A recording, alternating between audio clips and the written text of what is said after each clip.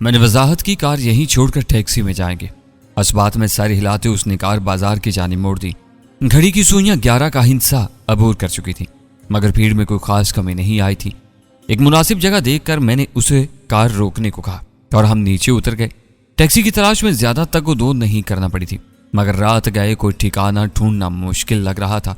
जब बंदा सरकार से भाग रहा हो तो मुंबई ऐसा वसी शहर भी छोटा सा गांव लगता है। टैक्सी में घंटा भर घूमकर हम एक जगह उतर गए। पुराने ठिकाने से महफूज फासले पर पहुंच गए थे। बुरका उड़ लो। टैक्सी के आगे बढ़ते ही मैं लोरा को मुखातिब हुआ। समझ में नहीं आता तुम्हारे साथ मसला क्या है? बुरका मेरे हाथ से लेते हुए उसने नाक मुंह चढ़ाई। मैं इत्मीनान से बोला, मेरा सबसे बड़ा मसला तुम हो। मकामी मर्द के साथ एक गोरी का होना हमारी पक्की पहचान है। अगर बुरका नहीं पहनना तो अपना थोपड़ा तब्दील करना पड़ेगा। वो तंजिया अंदाज में बोली, मुझसे ज्यादा तुम भारत सरकार को मतलूब हो। गलत फहमी है तुम्हारी। शुक्ला को तुम्हारी तलाश है। पाकिस्तानी जासूस तो उनके पास कोई ना कोई मौजूद ही होगा। वो इस्तज़ाइया अंदाज में बोली, इंडिया भर में अकेली खूबसूरत मैं ही तो हूं कि इसे मेरी तलाश होगी। इसे तुमसे नहीं एसरवन से मतलब है। तुम 200-250 करोड़ का चेक हो। इतनी आसानी से तो पीछा नहीं छोड़ेगा। पीछा तो उसका मैं नहीं छोड़ूंगी। कब्र में भी चला गया तो बदला लेने पहुंचाऊंगी।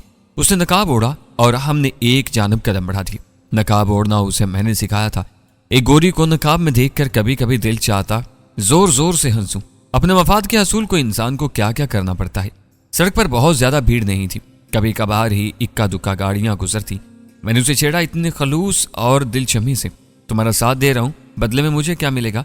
मांगो क्या चाहिए? वो एकदम संजीदा हो गई थी।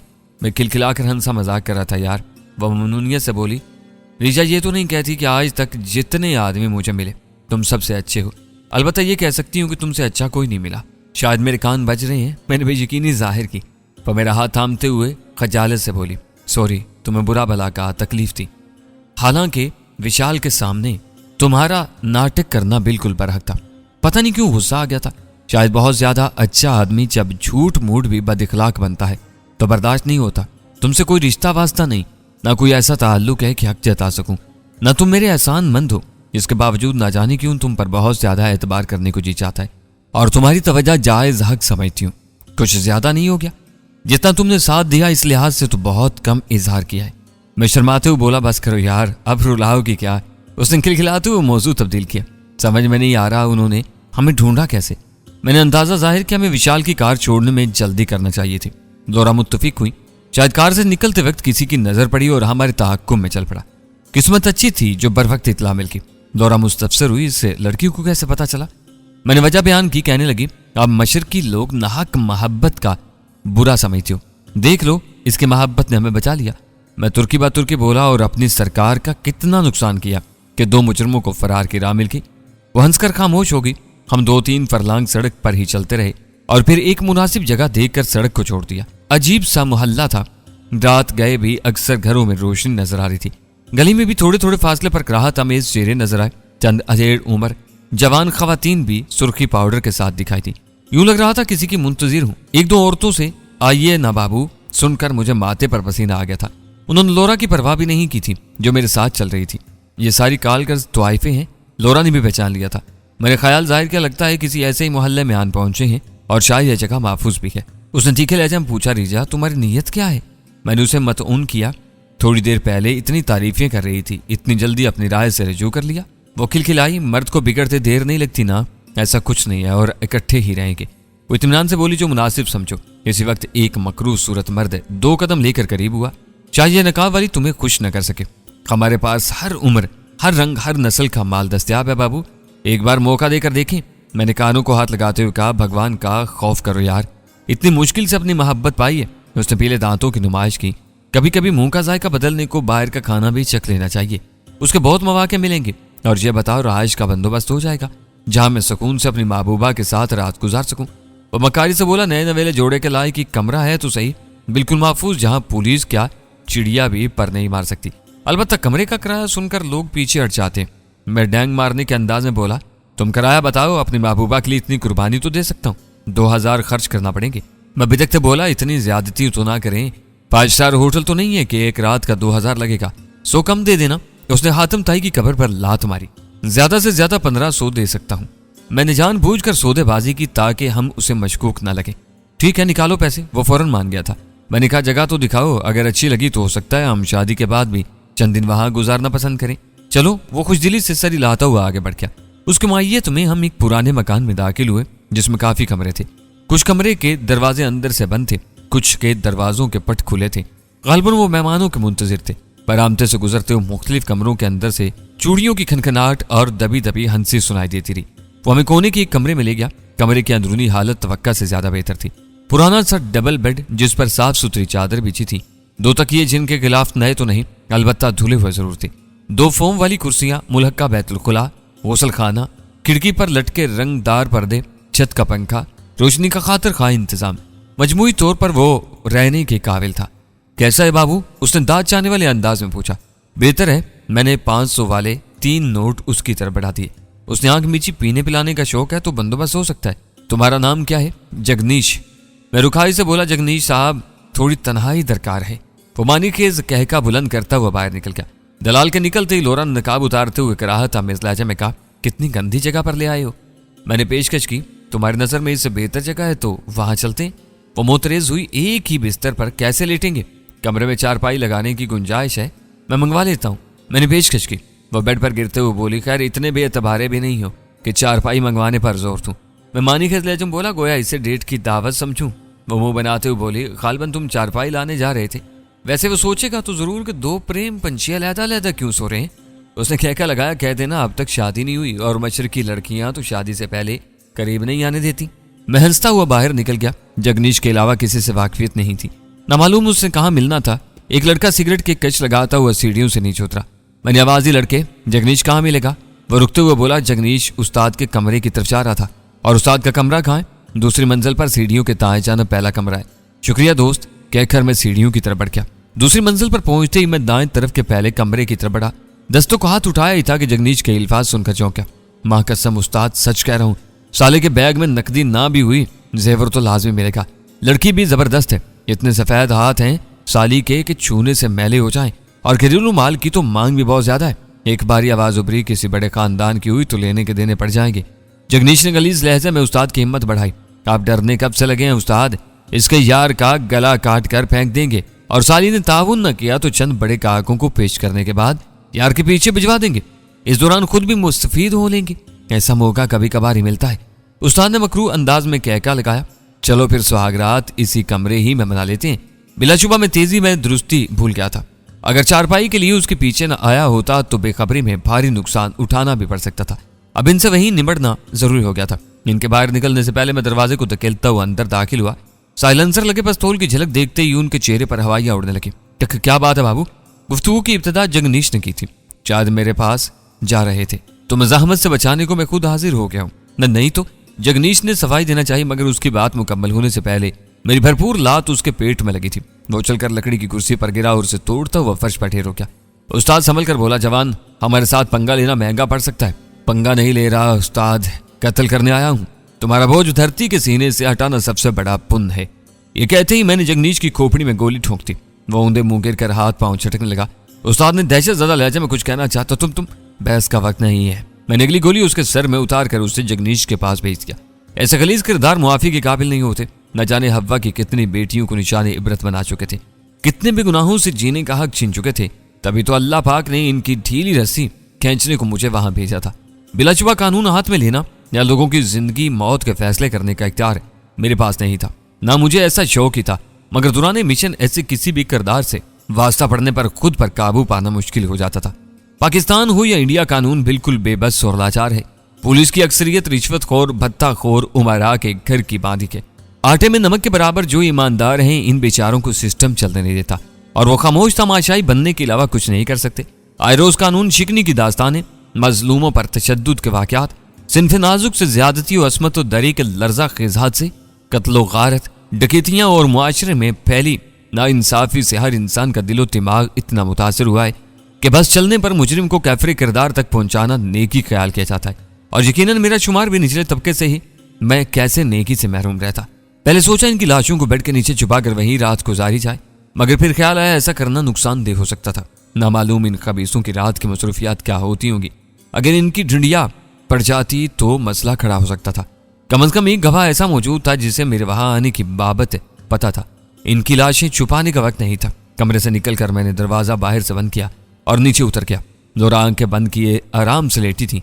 जल्दी करो, जाना है। अंदर दाखिल होते मैंने ऐलान किया। उछल कर उठ बैठी। खैर तो है? फिलहाल तो खैर है, मगर जो ही लाशें मिली हम मुश्किल में फंस जाएंगे। किन की लाशें? पाँव में जूते डालते हुए उसने हैरानी जाहिर की। बैग कंधों में डालते हुए मैं मजाहिया लहजा में बोला, जो मेरे कत्ल और तुम पर कब्जे का मंसूबा बनाए हुए थे। वह शरारती अंदाज में बोली, तुम्हें गुस्सा अपने कत्ल के मंसूबे पर आया या मुझ पर कब्जे की जसारत पर? अच्छा सवाल है। मैंने बुरका उसकी तरफ फेंका, मगर यह बिल्कुल भी अच्छा नहीं है। मुंह बसोरते हुए वो बुरका डालने लगी। 2-3 मिनटों के अंदर तैयार होकर हम बाहर आ गए। इमारत के आते में चंद अफराद नजर आए, मगर हमसे किसी ने तारुज़ नहीं किया था। इमारत से निकलकर हम तेज कदमों से चलते हुए मोहल्ले से बाहर आ गए। जल्दी खाली टैक्सी मिल गई थी। मोहल्ले से चंद किलोमीटर दूर आकर हमने टैक्सी वाले को फारिग कर दिया। मेरे साथ कदम मिलाते हुए मुस्तफसर हुई, अब बताओ क्या हुआ था? मैंने तफसीलात सब कुछ उसके गोश गुजार कर दी। वो तानाजन हुई, मैं तो पहले ही वहां जाने से मना कर रही थी। मैंने सफाई दी, क्या पता था ऐसे खबीसों से वास्ता पड़ेगा। मुझे नींद आ रही है। मुंह बसोरते हुए उसने मौजू तब्दील किया। कोई ठिकाना मिल नहीं रहा और इतनी हिम्मत मुझ में नहीं है कि तुम्हारे सर को गोद में रखकर सड़क पर बैठ जाऊं। उसने शरारती अंदाज में तंज किया, हर किसी के सामने बीवी बनाने पर तुले रहते हो और गोद में नहीं सुला सकते।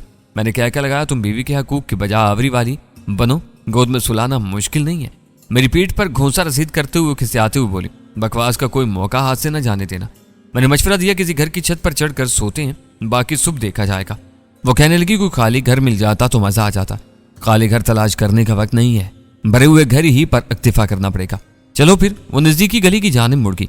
गली के शुरू में लोहे के बोर्ड पर हनुमान नगर लिखा हुआ नजर आ रहा था। अगर मैं अकेला होता तो किसी पार्क या फुटपाथ पर भी सो जाता, मगर लोरा की वजह से यह मुमकिन नहीं था। रात 2 ताही गुजर चुकी थी। हम मुसलसल सफर में थे।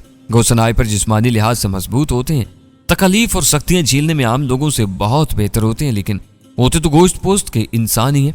और थकावट, बेआरामी, भागदौड़ इंसान की सलाहियतों पर असरअंदाज होती है। ताज़ा दम होने को भरपूर नींद की जरूरत होती है और इस वक्त हमें भी नींद चाहिए थी। गलियों में लोगों की आमदोरफ्त खत्म हो गई थी। अलबत्ता 1-2 घरों के बाहर चौकीदार बैठे नजर आए। 1-2 गलियां मुड़ने के बाद एक मकान हमें मुनासिब लगा। गली में भी कोई नजर नहीं आ रहा था, सिर्फ कुत्ते का खौफ था कि घर में कुत्ते की मौजूदगी हमारा भांडा फोड़ देती, मगर खतरा मोल लेना जरूरी था। बैग लोरा के हवाले करके मैंने उछलकर दीवार का सिरा पकड़ा और हाथों के बल ऊपर उठ गया। लम्हा भर दीवार के ऊपर गुजार कर मैंने सहन में निगाह उड़ाई। कोई खतरा नजर न आने पर एहतियात से अंदर कूद गया। नीचे उतरकर 1-2 मिनट दीवार की जड़ में दुबका रहा। कोई रद्दमल जाहिर न होने पर दाखिली दरवाजे की तरफ बढ़ गया, मगर बड़े और जैली दरवाजे पर लटके तालों ने मेरा मुंह चिढ़ाया था। मजबूरन मुझे दोबारा दीवार पर चढ़ना पड़ा। लोरा दरवाजा खुलने की मुंतजिर थी। मैंने उसे अपनी तरफ मुतवज्जा किया। वो करीब आ गई। इससे बैग लेकर मैंने दीवार के रास्ते अंदर आने का कहा और दोबारा अंदर कूद गया। मिनट भर बाद वो मेरे पास थी। बैग कंधों में डालकर मैं खड़ा हो गया। बरामदे पर लगा बल्ब मुख्तसिर सहन में उजाला कर रहा था। अंदरूनी इमारत की बगल के साथ लोहे की सीढ़ी लगी थी। हम मुतात अंदाज में सीढ़ियां चढ़कर ऊपर पहुंच गए। छत काफी कुशादा थी। जदीद तर्ज के मकान के सारे कमरों की एक ही छत थी। ये कच्चे कोठे नहीं थे कि छत पर चलने वाले के पांव की आवाज अंदर सुनाई देती। इसके बावजूद हम मुतात अंदाज में चलते हुए छत के दरमियान में पहुंचे और एक दूसरे से चंद फुट फासला रखकर लेट गए। बैग मैंने लोरा के हवाले कर दिया था ताकि बतौर तकिया सर के नीचे रख सके। बुरका उतार कर उसने नीचे बिछा लिया था। बिलाशुबा वो भी तरबियत याफ्ता सनाई पर थी, मगर उसका औरतपन किसी भी सहूलत पर पहला हक उसे देता था। हम दोनों का एक साथ सोना भी मुनासिब नहीं था। इस वजह से मैंने आंखें बंद करने की जरूरत महसूस नहीं की। लोरा अलबत्ता इत्मीनान से सो गई थी। जल्दी भारी सांसों की आवाज उसके गहरे नींद में होने का पता देने लगी। मेरी पलकें भी भारी होने लगी। मजबूरन मुझे उठकर बैठना पड़ा। नींद भगाने को मैं बारी बारी चारों कोनों पर जाकर दाएं बाएं इलाके का जायजा लेने लगा। मकान के दाएं और सामने से गली गुजर रही थी। 2 जानिब दूसरे मकानों की दीवार मिली थी।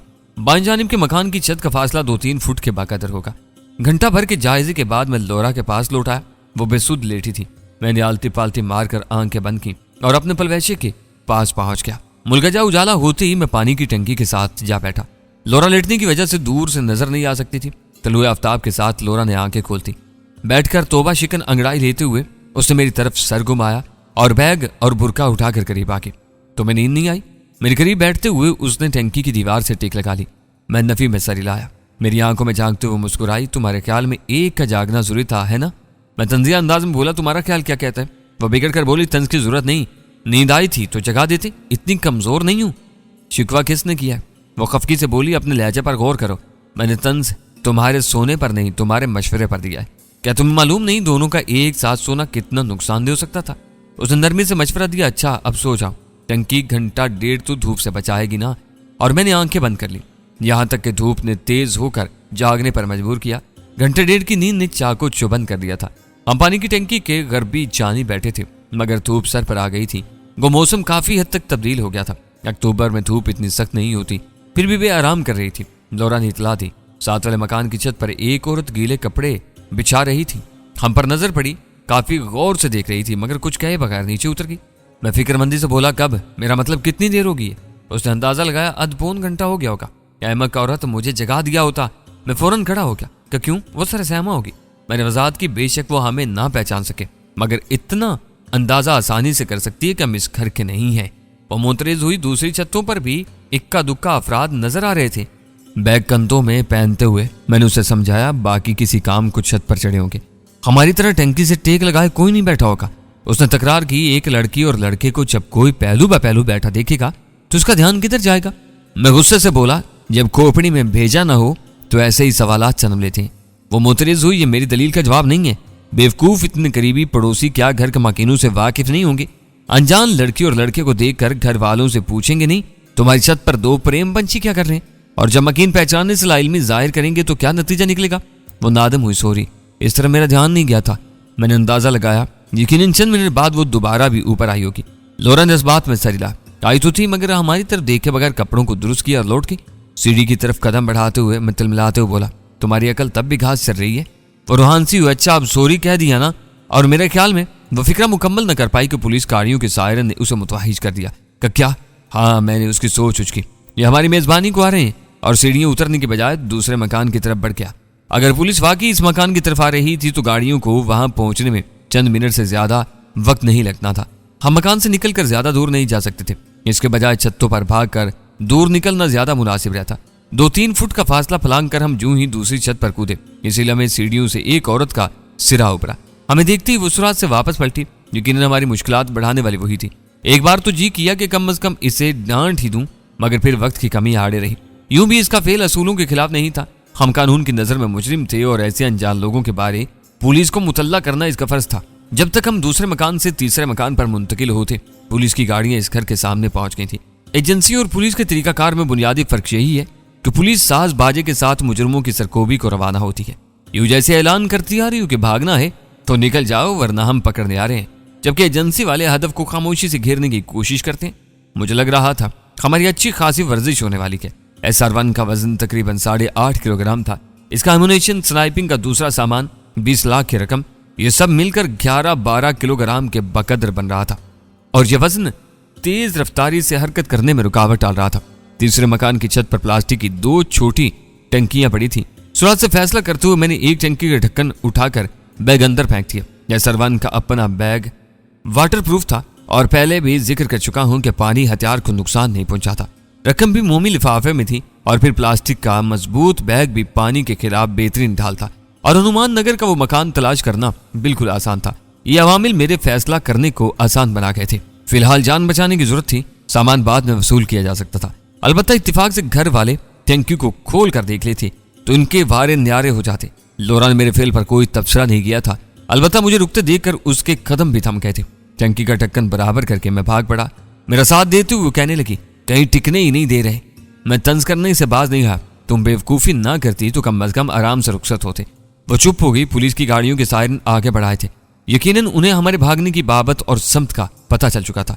चौथे मकान की छत अबोर करते ही आगे गली का खला था जो 15-16 फुट से ज्यादा था और कोई लॉन्ग जंप का खिलाड़ी ही इससे फलांगने का हौसला कर सकता था। हम छत से रोशनदान के छज्जे और वहां से खिड़की के छज्जे पर मुंतकिल हुए। इसके बाद जमीन पर कूदना मुश्किल नहीं था। वो घर हमारे लिए चूहेदान साबित हो सकता था। बाहर निकलो। लौरा की सवालिया नजरों का जवाब देते हुए मैं दीवार की तरफ बढ़ा। इसी वक्त सफेद रंग का एक छोटा सा कुत्ता किसी कोने से बरामद हुआ और भौंकने लगा। एक बार तो उसे चुप कराने का सोचा, मगर फिर यह फालतू लगा। ख्वामखा उसे हलाक करना मुनासिब न था। इसकी जिम्मेदारी अजनबियों की निशानदेही करना था और बेचारा वही तो कर रहा था। दीवार की ऊंचाई 7 फुट के करीब थी। हमें फलांगने में कोई दिक्कत नहीं हुई थी। गली में कूदते ही मेरी बाछें खिल गई थी। सामने दुकानों की कितार थी। एक मुनहनी सा लड़का मोटरसाइकिल की सीट पर बैठा आइसक्रीम से लुत्फ अंदोज हो रहा था। मुझे वो गायबाना इमदाद ही लगी थी। वहां मोटरसाइकिल थी। मैं सुरात से आगे बढ़ा। पुलिस गाड़ियों के सायरन गली के नुक्कड़ तक पहुंच गए थे। मैंने जेब से पिस्तौल बरामद किया तुम थोड़ी देर पैदल चलने का कष्ट उठाओगे महाराज। पिस्तौल की नाल से मैंने लड़के को पीछे हटने का इशारा किया। उसके चेहरे पर हवाइयां उड़ने लगी थी। फौरन उठकर पीछे हो गया। चाबी इग्निशन ही में थी। चाबी घुमाकर मैंने किक लगाई और लोरा के बैठते ही गेयर लगाकर आगे बढ़ गया। तभी पुलिस की जीप ने मोड़ काटा। लोगों की चीखों पुकार से अंदाजा हुआ कि वो उन्हें हमारी तरफ मुतवज्जा कर रहे हैं। गली काफी कुशादा थी और जीप तेज रफ्तारी से हमारे करीब पहुंच सकती थी। मैंने रेस घुमाकर रफ्तार बढ़ाई। चौथे गेयर में मोटरसाइकिल खतरनाक अंदाज में आगे बढ़ गई। गलियों में रुकावटों की वजह से तेज रफ्तारी अमूमन नुकसानदेह होती है, लेकिन वो वक्त सूदो ज़ियां की सोच का नहीं था। पुलिस जीप का सायरन और हारन भी तसलसल से बजना शुरू हो गया था। लोरा ने फिक्रमंदी से मशवरा दिया, रीजा रफ्तार बढ़ाओ। मैंने सामने से आने वाली मोटरसाइकिल को बचाया। अचानक माहौल ततराहट से गूंज उठा। लोग भागकर दुकानों में घुसने लगे। एक फेरी वाला अपनी रेडी गली के वस्त में लाकर पीछे पलटने को मोड़ काट रहा था। फायरिंग सुनते ही जरा सहमा होकर रेडी को वहीं छोड़ा और एक दुकान में घुस गया। बड़ी मुश्किल से मैंने मोटरसाइकिल को रेडी से टकराने से बचाया था। एकदम ब्रेक लगाने की वजह से मोटरसाइकिल गिरने वाली हो गई थी। हैंडल मोड़कर मैं रेडी के अक्कब से निकला। एक बार फिर तरतड़ हुई। लोरा के होंठों से जोरदार कराह खारिज हो गई थी। क्या हुआ? रफ्तार बढ़ाते हुए मैं मुतवहिश हुआ। वो बमुश्किल बोली, गोली लगी है, संभल कर बैठना। मैं रफ्तार मजीद बढ़ा दी।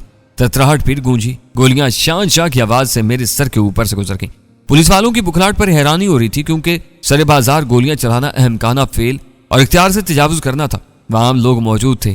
फिल्म की शूटिंग नहीं हो रही थी कि यूं फायर खोला जाता। लोरा ने सर मेरे कंधे पर टेक दिया था। इसकी आहें आहिस्ता आहिस्ता बुलंद होना शुरू गई थी। गोली कहाँ लगी है? बगली गली में मोटरसाइकिल मोड़ते हुए मैंने धड़कते दिल से पूछा। कमर पर, वो बमुश्किल बोल पाई थी। गोली लगने की तकलीफ और फिर मोटरसाइकिल की गैर आरामदेह सवारी, वो दोहरी मुसीबत में गिरफ्तार हो गई थी। बगली गली में बाजार की निस्बत बहुत कम भीड़ थी। रफ्तार आखिरी हद तक बढ़ाते हुए मैंने हदायत की, मेरी कमर कसकर पकड़े रहो। उसका बायां हाथ बगल से नीचे मेरे पेट पर आ गया, जबकि दूसरा हाथ गालिबन जख्म पर धरा था। जख्म को दबा कर रखना मैंने भी हदायत देना जरूरी समझा था। मोटरसाइकिल की निस्बत जीप को मोड़ काटने में चंद लम्हे लगे थे। इस दौरान मैं एक तंग गली के नजदीक पहुंच गया था, जहां जीप का दाखिला मुमकिन न था। मैं फौरन अंदर घुस गया। दो लड़के पहलू ब पहलू चलते हुए आ रहे थे। मुझे तूफानी रफ्तार से आगे बढ़ता देखकर दीवार से लगे थे। जो ही तंग गली से मुल्हिक पहली गली आई, मैंने मोटरसाइकिल इसमें मोड़ थी, क्योंकि तंग गली की नुक्कड़ पर खड़े होकर पुलिस वाले हमें निशाना बना सकते थे।